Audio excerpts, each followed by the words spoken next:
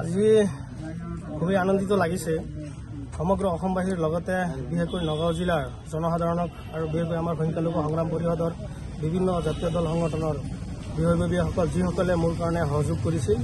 মই প্ৰায় 4 মাহ ধৰি কাৰাবাস খাটিছিলোঁ আৰু এই সময়ত মোক সহায় সহযোগিতা কৰা মোৰ অধিবক্তাকে আদি কৰি মোক আন্তৰিকতাৰে ভাল পোৱা ব্যক্তিসকলক মই ধন্যবাদ জ্ঞাপন কৰিছোঁ।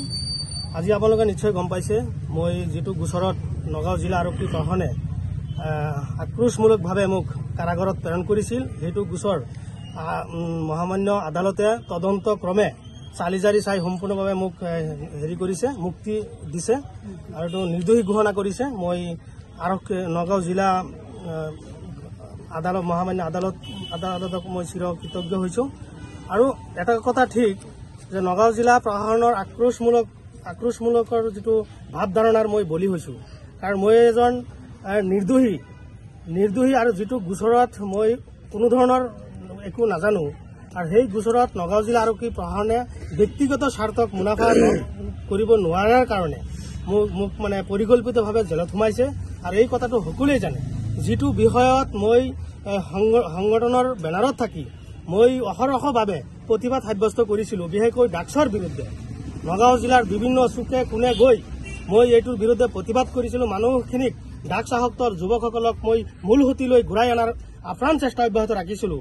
আলিম উলামাৰ জৰিয়তে তওবা কৰাই সেইসকলক ৰিহাব চেণ্টাৰত নি পেলাই চিকিৎসা পৰ্যন্ত কৰিছোঁ। পৰিয়ালৰ বিভিন্ন ধৰণৰ খা খৰচ মই দিছিলোঁ আৰু যেটো আৰক্ষীয়ে কৰিব লাগিছিল সেইটো কাম আমি সংগঠনে কৰিছোঁ।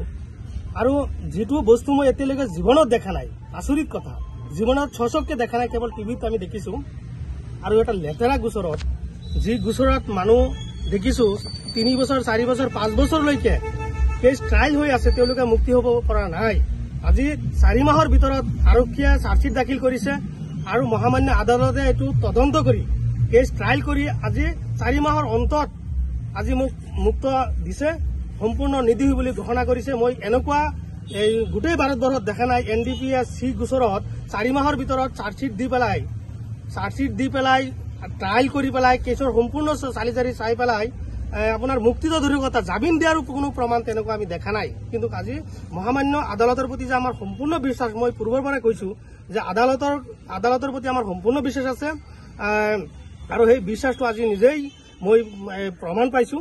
আৰু এনেকুৱা আদালত সঠিক থকাৰ কাৰণে, নিৰপেক্ষ ভূমিকা পালন কৰাৰ কাৰণে আজি গণতন্ত্ৰ বাচি আছে সঁচা কথা ক'বলৈ হ'লে।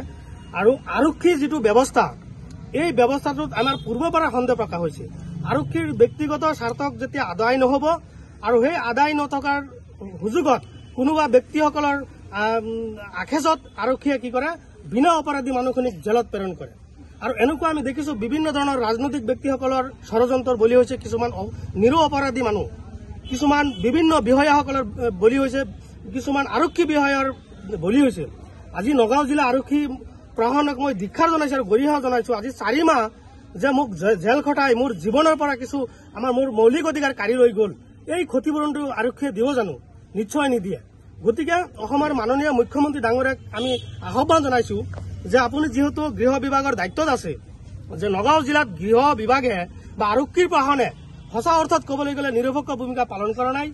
সম্পূৰ্ণভাৱে ব্যক্তিগত স্বাৰ্থকৰ কাৰণে বিভিন্ন ধৰণৰ নিৰ্দোষী ব্যক্তিসকলক আজি জেলত প্ৰেৰণ কৰি তেওঁলোকৰ জীৱন ভৱিষ্যত বৰবাদ কৰি আহিছে। মই নিজে চকুৰে দেখিছোঁ। গতিকে আৰক্ষী প্ৰশাসনকো মই আহ্বান জনাইছোঁ যে আপোনালোকে কেৱল নিজৰ স্বাৰ্থকৰ কাৰণে আপোনালোকৰ যেটো দায়িত্ব পাহৰি গৈ পেলাই কাৰোবাৰ জীৱন নষ্ট নকৰিবলৈ মই আহ্বান জনাইছোঁ।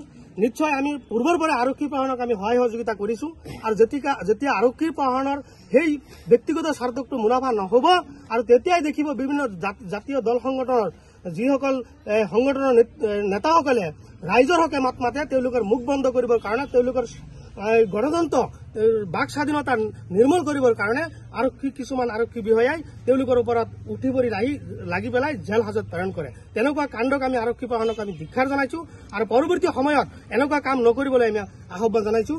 আৰু তাৰ আকৌ আমি অসমবাসীৰ লগতে নগাঁও জিলাবাসীক আমি ধন্যবাদ জ্ঞাপন কৰিছোঁ। আৰু আমি আদালতক মই বিশেষকৈ চিৰকৃতজ্ঞ যে মোক দোষমুক্ত প্ৰদান কৰিছে।